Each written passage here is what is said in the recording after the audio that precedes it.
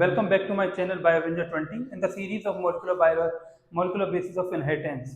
इस चैप्टर के अंदर बेटा अभी तक हमने पढ़ लिया है डीएनए के स्ट्रक्चर के बारे में पढ़ा, डीएनए रेप्लिकेशन पढ़ी, ट्रांसक्रिप्शन पढ़ा। नेक्स्ट जो टॉपिक है वो है translation. In this video we will discuss about translation, but before starting the translation we will talk about the structure of tRNA, because tRNA is the most important organelle जो main role play करेगा translation की process में, क्योंकि tRNA ही वो structure होता है जो amino acids को कैरी करेगा और उन्हें कहां तक लेके आएगा, प्रोटीन फॉर्मेशन की पॉइंट तक लेके आएगा जिस जगह पे प्रोटीन का फॉर्मेशन हो रहा होगा। तो बेटा अभी लास्ट वीडियो के अंदर हमने पढ़ा था कि आरएनए जो होता है वो तीन तरह का होता है, आरआरएनए, एमआरएनए और टीआरएनए। आरआरएनए का स्ट्रक्चर हमने पढ़ लिया था, एमआरएनए का स्ट्रक्चर हमने ट्रांसक्रिप्शन में बना के दिखाया था। लास्ट बचा है टीआरएनए। टीआरएनए का स्ट्रक्चर हम पढ़ रहे हैं before the process of translation, क्योंकि टीआरएनए का मेन रोल किसके अंदर है, ट्रांसलेशन की प्रोसेस में, प्रोटीन सिंथेसिस में है। तो टीआरएनए का जो स्ट्रक्चर होता है ये कंपोज करता है around 10 to 15% of the total RNA of the cell, यानी एक सेल का 10 to 15% ऑफ आरएनए जो होता है वो कौन सा होता है, टीआरएनए होता है। और इसकी जो सिंथेसिस होती है टीआरएनए की वो होती है with the help of DNA inside the nucleus, यानी टीआरएनए कहां मिलेगा, न्यूक्लियस के अंदर बनता है with the help of DNA. और ये कैसा होता है बेटा, स्मॉलेस्ट आरएनए होता है तीनों में से। इस टीआरएनए को हम दूसरा नाम देते हैं सोल्यूबल आरएनए या फिर शॉर्ट फॉर्म में बोलते हैं एसआरएनए। और नेक्स्ट हम बोलते हैं एडेप्टर आरएनए। एडेप्टर आरएनए क्यों बोलते हैं, क्योंकि ये अडेप्ट करता है अमीनो एसिड्स को और एक जगह से दूसरी जगह पे क्या करेगा, रिलीव करेगा। इसका जो मेन काम होता है, टीआरएनए का मेन फंक्शन क्या होता है बेटा, at the time of protein synthesis, जब सेल प्रोटीन बना रहा होता है उस टाइम पर it act as carrier protein of amino acids, यानी ये क्या करता है, एक कैरियर का काम करता है अमीनो एसिड्स को। जैसे ये क्या है, एक सेल है, इस सेल के अंदर क्या है, न्यूक्लियस है, और इस जगह पे सपोज क्या है, प्रोटीन सिंथेसिस की प्रोसेस हो रही है, और इस जगह पे क्या है, अमीनो एसिड्स प्रेजेंट है। तो इन अमीनो एसिड्स को लेके आने का काम किसका है, इस जगह पे टीआरएनए का। तो टीआरएनए क्या करता है, कैरियर का काम करता है during the time of protein formation. Cytoplasm में से जगह जगह से अमीनो एसिड्स को उठा करके लेके आएगा और उस जगह पे लेके आएगा जिस जगह पे प्रोटीन की सिंथेसिस हो रही है। नेक्स्ट हम पढ़ते हैं बेटा टीआरएनए का स्ट्रक्चर कैसा होता है। टीआरएनए का जो स्ट्रक्चर होता है तीनों आरएनए के अंदर मोस्ट कॉम्प्लिकेटेड स्ट्रक्चर होता है, और इसका जो स्ट्रक्चर सबसे पहले प्रपोज किया था वो किया था हॉली ने। हॉली प्रेजेंटेड क्लोवर लीफ मॉडल। इन्होंने बताया था कि टीआरएनए का जो स्ट्रक्चर होता है वो कैसा होता है, क्लोवर लीफ की तरह होता है, जब हम उसे किसके अंदर देखते हैं, 2 डायमेंशन के अंदर देखते हैं। तो in 2D tRNA appears as clover leaf, इस वजह से इस मॉडल को नाम दिया गया था क्लोवर लीफ मॉडल। लेकिन जब हम इसे 3D के अंदर देखते हैं तो 3D के अंदर ये जो स्ट्रक्चर है ये किस तरह का दिखता है, इन्वर्टेड एल शेप की तरह दिखता है, जैसे एल सिंबल होता है उस तरह का दिखता है। अगर 2D के अंदर देखते हैं तो हमें कैसा दिखता है, क्लोवर लीफ मॉडल की तरह दिखता है। इसमें क्या होता है बेटा, there are 3 nucleotides present in the 3' end, यानी होता क्या है, अभी हम वैसे स्ट्रक्चर पढ़ेंगे टीआरएनए का। टीआरएनए का जो स्ट्रक्चर होता है वो जनरली इस तरह का स्ट्रक्चर होता है। ये single strand DNA, single strand RNA होता है, लेकिन इसमें फोल्डिंग्स हो जाती है जिसकी वजह से ऐसा दिखता है कि ये क्या है, डबल स्ट्रैंडेड है। तो एक प्राइम होता है इसका, ये होता है 3' एंड, और एक इधर होता है 5' एंड। तो 3' एंड के ऊपर, इसके ऊपर क्या प्रेजेंट होते हैं, 3 न्यूक्लियोटाइड प्रेजेंट होते हैं, और उस न्यूक्लियोटाइड का सीक्वेंस कौन सा होता है, CCA। और 5' एंड जो होता है इसके अपोजिट वाला, इस जगह पे जो नाइट्रोजनस बेस प्रेजेंट होता है वो प्रेजेंट होता है बेटा गुआनोसिन, यानी G प्रेजेंट होता है। अब 3' एंड जो होता है टीआरएनए का, उसे हम दूसरा नाम देते हैं असेप्टर एंड। असेप्टर एंड का मतलब क्या है कि इसी जगह पे 3' एंड जो है इस टीआरएनए का, इसी जगह पे अमीनो एसिड आकर के क्या होगा, अटैच होगा, और इसी जगह पे अटैच होने के बाद ये टीआरएनए फिर एक जगह से दूसरी जगह जाएगा और वहां पर इस 3' एंड से वो अमीनो एसिड हटेगा। इस वजह से ये क्या कर रहा है, एक तरह का कैरियर का काम कर रहा है। नेक्स्ट है बेटा, the molecule of tRNA is folded. TRNA का जो मॉलिक्यूल होता है ये किस तरह का होता है, फोल्डेड होता है, और फोल्डिंग होने की वजह से, due to folding, some complementary nitrogenous form came across with each other and form hydrogen bond। यानी होता क्या है, ये टीआरएनए का स्ट्रक्चर है, ये इस तरह से फोल्ड होता है कि इसके बीच के जो नाइट्रोजन बेस हैं ये आपस में क्या कर लेते हैं बेटा, हाइड्रोजन बॉन्डिंग कर लेते हैं। और जिस जगह पे हाइड्रोजन बॉन्डिंग नहीं हो पाती है उन प्लेसेस को हम नाम देते हैं लूप। जैसे इस रीजन में तो क्या हुआ, हाइड्रोजन बॉन्डिंग हो गई, लेकिन इन वाले रीजन्स के अंदर क्या हुआ, हाइड्रोजन बॉन्डिंग नहीं हो पाई, तो इन रीजन्स को हम नाम देते हैं लूप, 1, 2 और 3। 3 लूप प्रेजेंट होते हैं, क्योंकि उस जगह पे हाइड्रोजन बॉन्डिंग हो नहीं पाई, और जिस जगह पे हाइड्रोजन बॉन्डिंग हो गई वो हमें ऐसे अपीयर होता है जैसे double stranded structure. The place where hydrogen bondings are not form, these places are called as loop. तो इन्हीं को हम नाम देते हैं बेटा loop, T psi C loop, inosine loop, DHU loop. इनका मतलब है कि इन लूप के अंदर हाइड्रोजन बॉन्डिंग नहीं हो पाई कॉम्प्लीमेंट्री नाइट्रोजनस बेस पेयर के अंदर।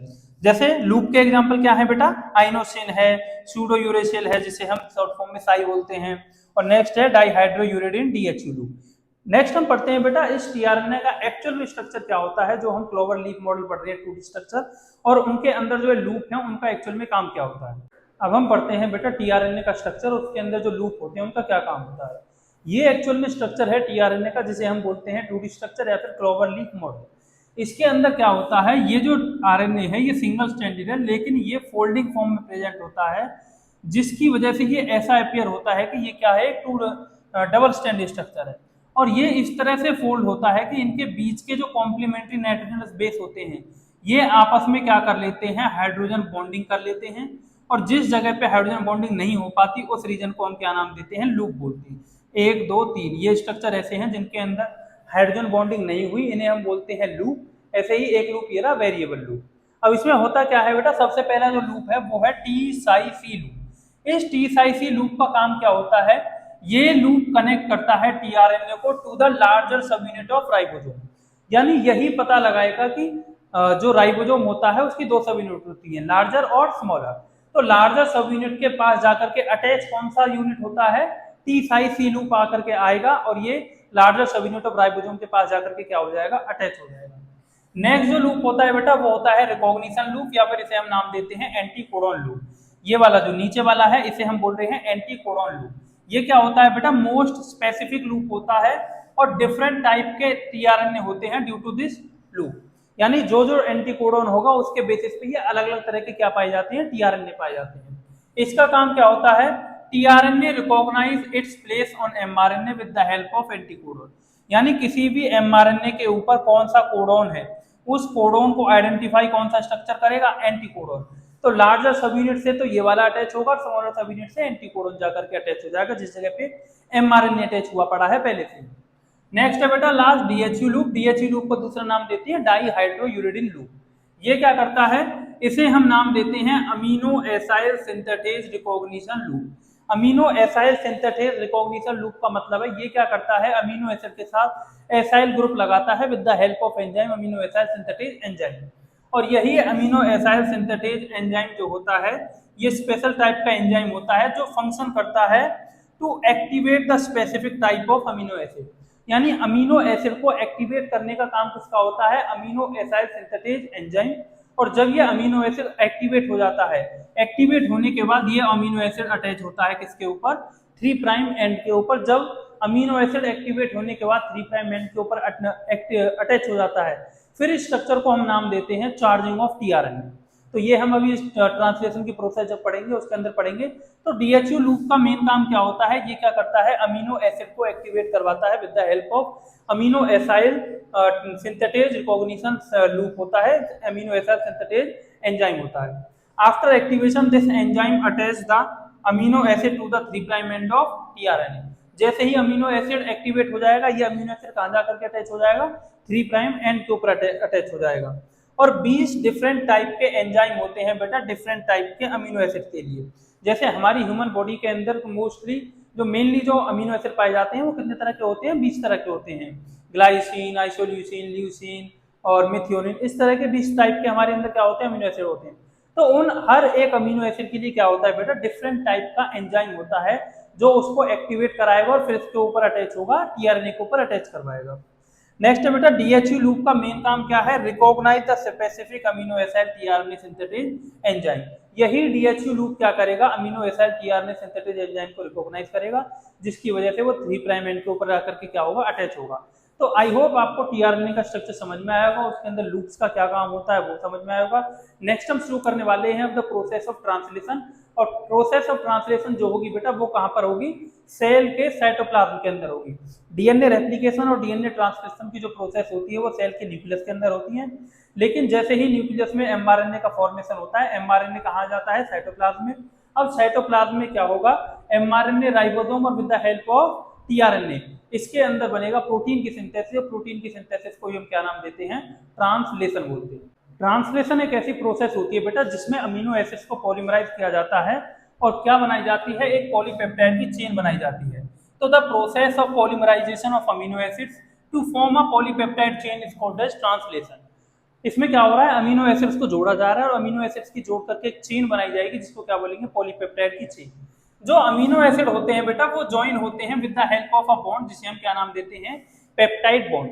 दो अमीनो एसिड आपस में ज्वाइन होते हैं with the help of a bond named as peptide bond. अब फॉर्मेशन ऑफ पेप्टाइड बॉन्ड जो होता है बेटा वो रिक्वायर करता है बहुत ज्यादा एनर्जी। किसी भी पेप्टाइड बॉन्ड को बनाने के लिए रिक्वायरमेंट होती है एनर्जी की। तो एनर्जी बनाने के लिए सबसे पहले क्या करते हैं हम, ट्रांसलेशन की प्रोसेस में जो फर्स्ट पेज होता है वो होता है अमीनो एसिड्स को एक्टिवेट करना।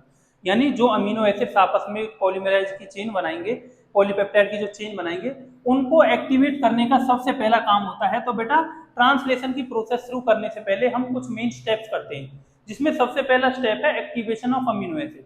और एक्टिवेशन ऑफ अमीनो एसिड जो होता है बेटा ये जुड़ते हैं with the help of ATP. Amino acid जो होते हैं ये एक लिंक बनाते हैं with the help of ATP, और एटीपी के साथ जुड़ने के बाद फिर ये जुड़ेंगे किसके साथ, टीआरएनए के साथ। तो पहले अमीनो एसिड जो है वो एटीपी के साथ बाइंड करेंगे और एटीपी के साथ बाइंड करने के बाद फिर ये टीआरएनए के ऊपर जाके बाइंड करेंगे। जब ये एटीपी के साथ बाइंड करते हैं अमीनो एसिड तो उन्हें हम नाम देते हैं एक्टिवेशन ऑफ अमीनो एसिड। और जब एक्टिवेटेड अमीनो एसिड टीआरएनए के साथ जुड़ जाते हैं तब इस प्रोसेस को हम क्या नाम देते हैं, चार्जिंग ऑफ टीआरएनए या फिर अमीनो एसाइलेशन ऑफ टीआरएनए। तो सबसे पहला हम काम पढ़ते हैं कि अमीनो एसिड किस तरह से एक्टिवेट होते हैं। तो पहला स्टेप है बेटा एक्टिवेशन ऑफ अमीनो एसिड। तो हमें पता है हमारी बॉडी के अंदर 20 अलग अलग तरह के क्या होते हैं, अमीनो एसिड होते हैं जो पार्टिसिपेट करते हैं in the process of protein synthesis. तो 20 अलग अलग तरह के अमीनो एसिड हैं जो प्रोटीन सिंथेसिस के अंदर टेक पार्ट करेंगे। अब होता क्या है बेटा, अमीनो एसिड जो होते हैं वो रिएक्ट करते हैं किसके साथ, एटीपी के साथ, एडिनोसाइन ट्राइफॉस्फेट के साथ बाइंड रिएक्ट करेंगे। और रिएक्ट करने के बाद ये किसका फॉर्मेशन करते हैं, amino acyl AMP enzyme complex. AMP यानी एडिनोसाइन मोनोफॉस्फेट। यानी अमीनो एसिड ने क्या किया, अमीनो एसिड और एटीपी के साथ क्या हुई, रिएक्शन हुई, दोनों ने मिलकर के किसका फॉर्मेशन किया, अमीनो एसाइल एएमपी एंजाइम।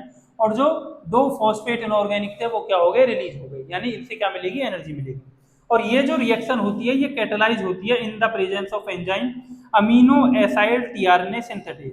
तो सबसे पहला काम क्या है ट्रांसलेशन की प्रोसेस को शुरू करने से पहले, वो काम है बेटा अमीनो एसिड को क्या करना है, एक्टिवेट करना है। और अमीनो एसिड एक्टिवेट होंगे with the help of ATP.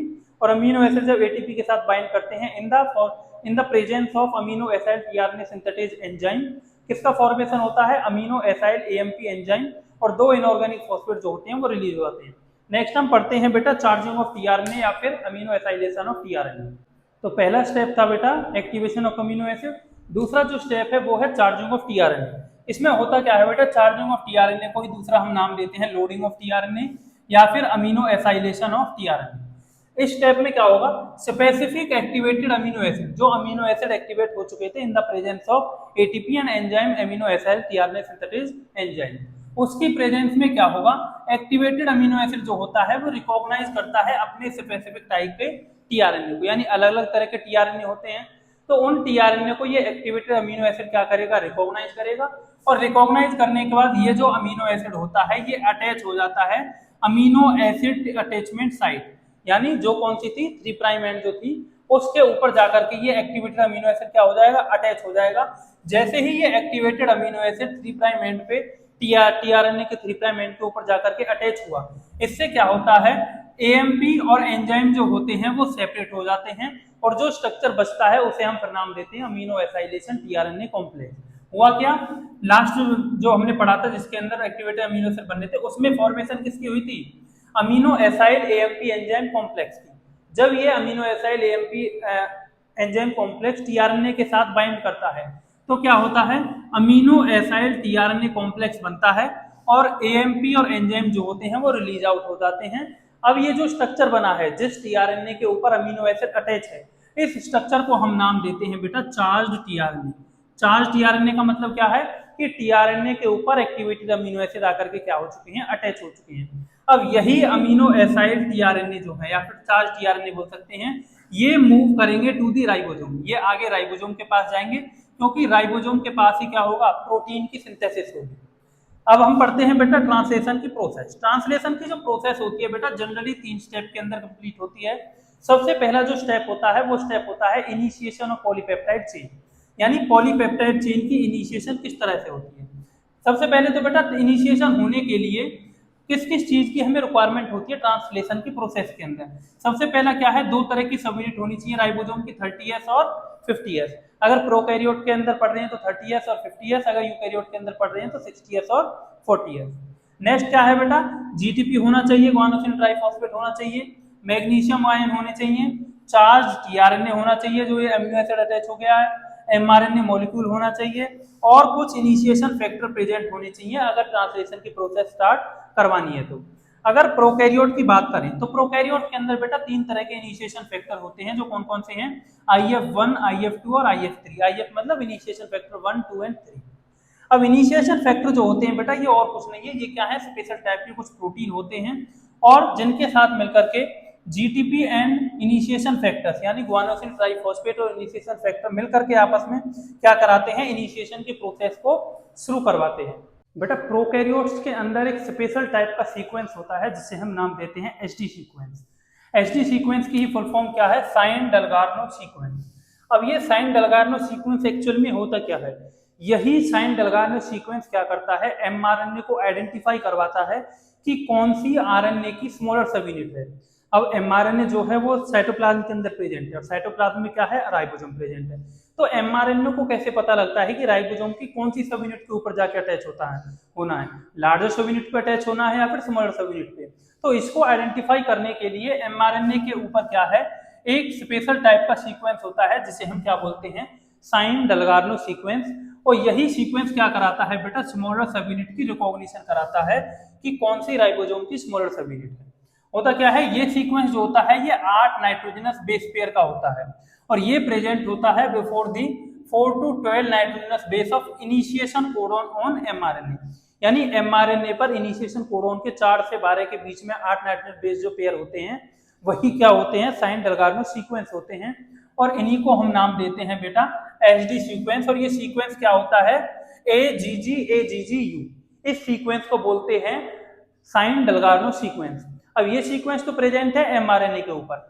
अब एमआरएनए स्मॉलर सब यूनिट के साथ अटैच कैसे होता है, इसके लिए भी क्या होता है बेटा, स्मॉलर सब यूनिट जो होती है राइबोसोम की, स्मॉलर सब यूनिट के पास क्या होता है, इसका कॉम्प्लीमेंट्री सीक्वेंस होता है।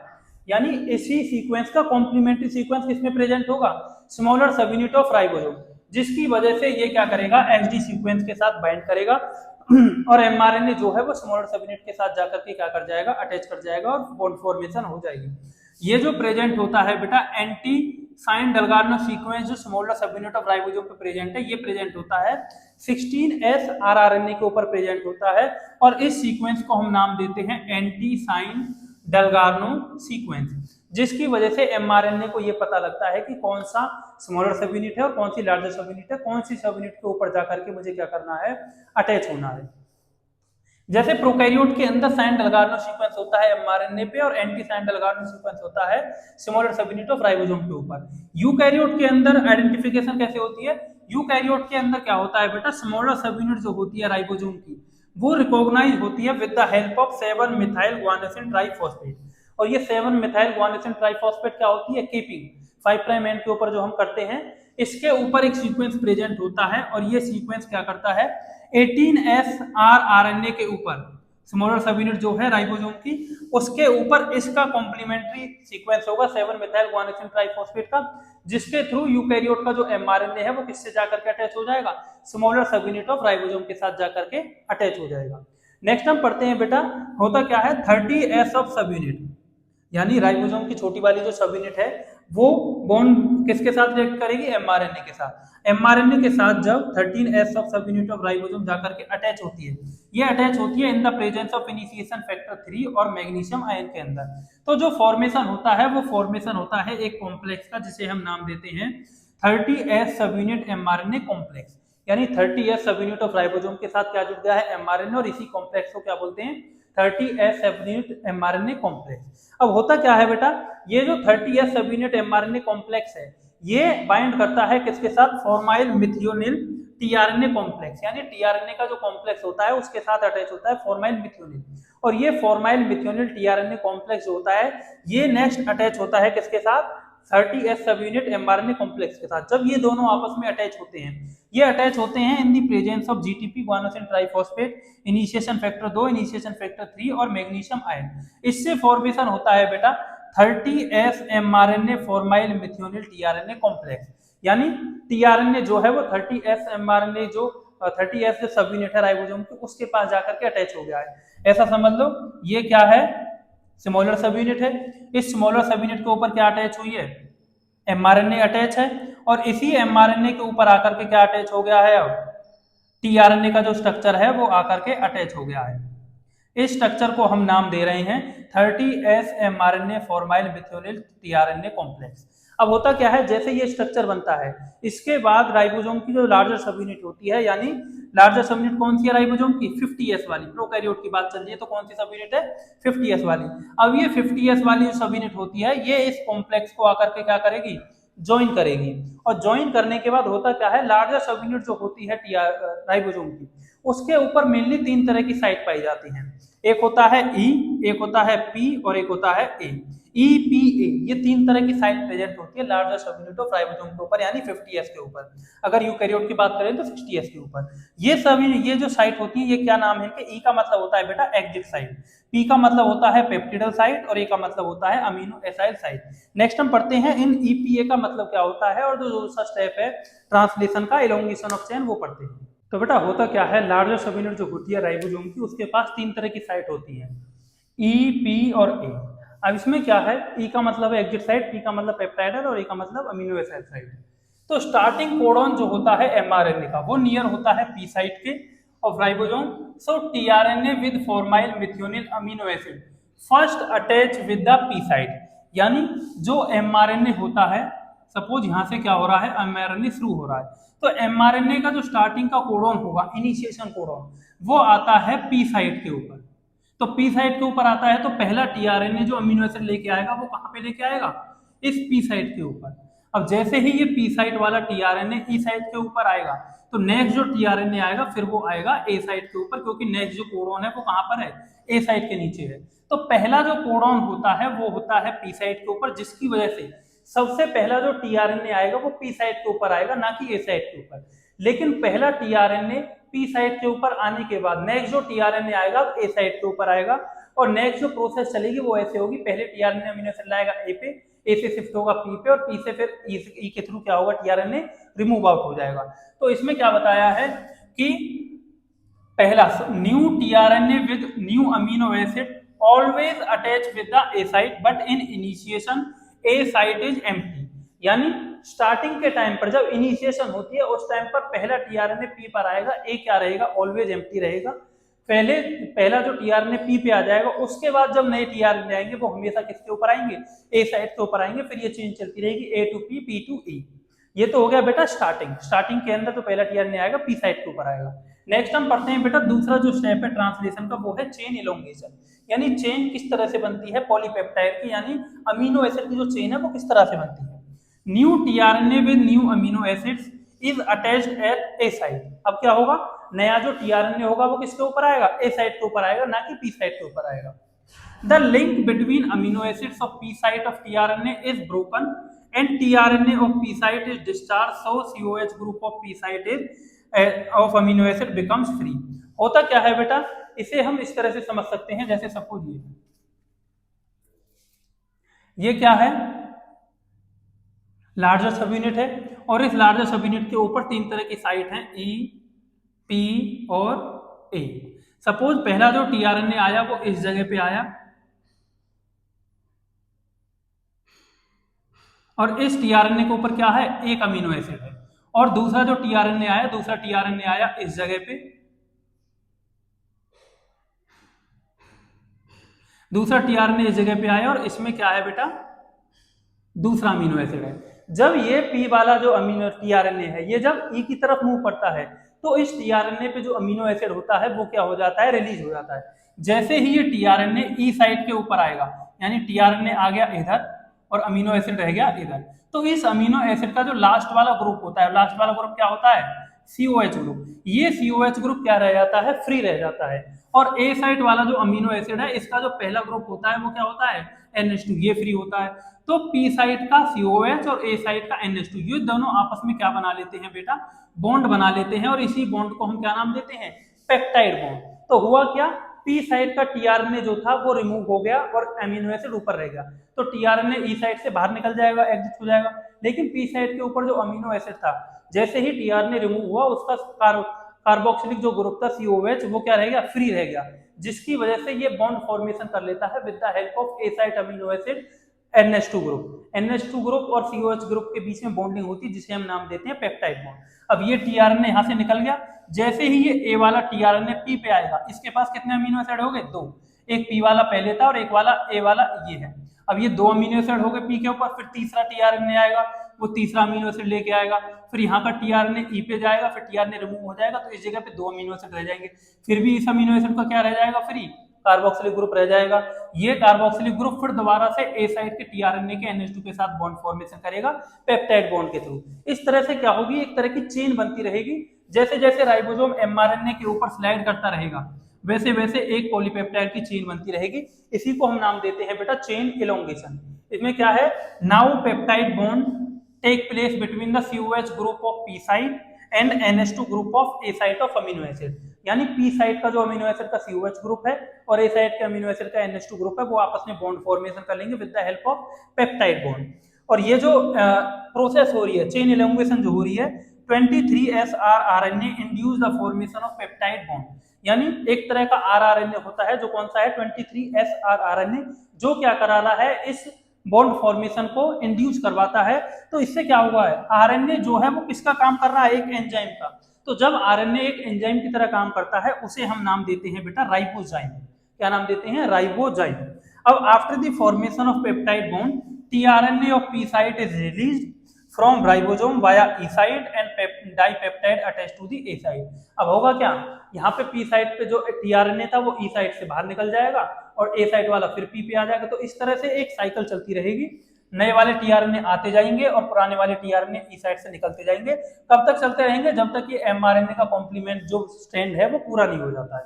नेक्स्ट जो स्टेप है वो हम पढ़ते हैं, वो क्या है बेटा, टर्मिनेशन ऑफ चेन, यानी किस तरह से ट्रांसलेशन की टर्मिनेशन होती है। ये है बेटा आज की वीडियो का लास्ट टॉपिक, जिसमें क्या है, जो एंजाइम होता है जिसका क्या नाम है, ट्रांसलोकेज एंजाइम। ये ट्रांसलोकेज एंजाइम क्या करता है, हेल्प करता है in the movement of ribosome.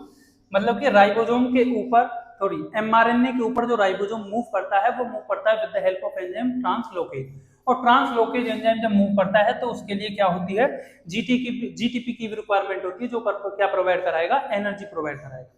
अब इसमें क्या है, ये स्मॉलर सब यूनिट है, ये लार्जर सब यूनिट है। लार्जर सब यूनिट के ऊपर ईपीए साइट है और ये जो ब्लैक वाला स्ट्रक्चर है ये क्या है, एमआरएनए है।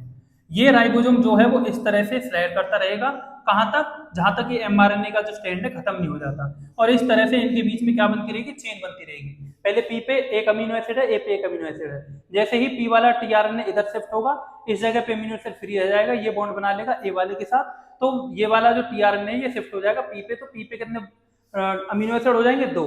इस तरह से ए वाला फिर दोबारा यहाँ शिफ्ट होगा, इसका टीआरएनए ई से एग्जिट हो जाएगा। तो इस तरह से एक पॉलीपेप्टाइड की चेन बनती रहती है। लास्ट जो स्टेप है बेटा वो है चेन टर्मिनेशन, यानी किस तरह से ट्रांसलेशन की जो प्रोसेस है वो टर्मिनेट होती है, पॉलीपेप्टाइड की चेन किस तरह से टर्मिनेट होगी, due to the sliding of ribosome over the mRNA. जैसे जैसे राइबोसोम एमआरएनए के ऊपर स्लाइड कर रहा है, when any nonsense codon, nonsense codon क्या होते हैं बेटा, डिजनरेट कोडोन, ऐसे कोडोन जो किसी भी प्रोटीन के लिए कोड नहीं करते। और वो 3 तरह के कोडोन होते हैं, यूएए, यूएजी और यूजीए। ये तीनों कोडोन जिस जगह पर भी प्रेजेंट हो गए, यानी एमआरएनए की चेन जब तक पॉलीपेप्टाइड बनाएगी, जब तक कि उनके पास एक इन तीनों में से कोई सा भी ये कोडोन नहीं आ जाता है। जैसे ही एमआरएनए के ऊपर इन तीनों में से कोई सा भी कोडोन आया और वो कोडोन किसके नीचे आ गया, ए साइट के नीचे आ गया। सपोज यहाँ पे एमआरएनए पे नॉनसेंस कोडोन है और राइबोसोम स्लाइड कर रहा है, तो यहां तक तो राइबोसोम क्या करेगा, प्रोटीन की फॉर्मेशन करेगा। जैसे ही ये वाला सीक्वेंस राइबोसोम ए साइट के नीचे आ जाएगा, ये जो टर्मिनेशन की ट्रांसलेशन की जो प्रोसेस है ये क्या हो जाएगी, टर्मिनेट हो जाएगी। When any nonsense codon available at a site of ribosome, then polypeptide chain terminates। जैसे ही ए साइट के नीचे इन नॉनसेंस कोडॉन में से तीनों में से कोई सा भी एक आ जाएगा, पॉलीपेप्टाइड की जो चेन है वो क्या हो जाएगी बेटा, टर्मिनेट हो जाएगी, यानी ट्रांसलेशन की प्रोसेस क्या हो जाएगी, रुक जाएगी। The linkage between last tRNA and polypeptide chain is broken down by 3 release factors RF1, RF2, RF3 और जीटीपी एनर्जी प्रोवाइड कराएगा। यानी जो लास्ट वाला जो टीआरएनए होगा और अमीनो एसिड की जो चेन होगी उनके बीच के कनेक्शन को ब्रेक कौन करेंगे, 3 तरह के रिलीज फैक्टर होते हैं, RF1, RF2, RF3, और इनमें एनर्जी की रिक्वायरमेंट होती है जो कौन प्रोवाइड कराता है, जीटीपी प्रोवाइड कराता है। लास्ट में बेटा एक छोटा सा टॉपिक और है, वो क्या है कि एमआरएनए के अंदर कुछ ऐसे रीजन भी होता है जो ट्रांसलेशन में टेक प्लेस नहीं करता, उस रीजन को हम नाम देते हैं यूटीआर या फिर untranslated region. An mRNA also has some additional sequence that are not translated are referred as UTR। यानी mRNA का वो वाला पार्ट जो ट्रांसलेशन में टेक प्लेस नहीं करता उसे हम क्या बोलते हैं, UTR। और UTR की फुल फॉर्म क्या है, अनट्रांसलेटेड रीजन। और ये जो UTR होते हैं बेटा दोनों तरफ प्रेजेंट होते हैं, 5 प्राइम एंड पे प्रेजेंट होते हैं, 3 प्राइम एंड पे। 5 प्राइम एंड पे ये प्रेजेंट होते हैं बिफोर द स्टार्ट कोडॉन, यानी इनिशिएटर जो कोडॉन होगा उससे पहले प्रेजेंट होंगे। और 3 प्राइम एंड पे प्रेजेंट होते हैं आफ्टर स्टॉप कोडॉन, यानी जिस जगह पे इन तीनों में से एक भी कोडॉन आ जाएगा उसके बाद ये यूटीआर रीजन प्रेजेंट होता है। अब इस यूटीआर रीजन का मेन रोल क्या होता है, यूटीआर रीजन जो होते हैं ये रिक्वायर होते हैं फॉर एफिशिएंट ट्रांसलेशन, यानी यही यूटीआर जो रीजन होते हैं ये रिकॉग्नाइज कराते हैं स्मॉलर सबयूनिट ऑफ राइबोसोम। यही यूटीआर रीजन के अंदर वो सीक्वेंस पाया जाता है जो साइन डरगैनो सीक्वेंस हमने पढ़ा था, और जिसकी वजह से ये आइडेंटिफिकेशन होती है कि स्मॉलर सबयूनिट ऑफ राइबोसोम क्या है। तो आई होप आपको आज का टॉपिक बहुत अच्छे से क्लियर हुआ होगा, the structure of tRNA and the process of translation. तो आगे हम चैप्टर के अंदर पढ़ेंगे फिर जेनेटिक कोड क्या होता है या फिर रेगुलेशन ऑफ जीन क्या होती है। तो ऐसे ही इन्फॉर्मेटिव वीडियोज के लिए, बायोस रिलेटेड कंटेंट के लिए मेरे पेज बायोवेंजर 20 को फॉलो करें। Thank you so much.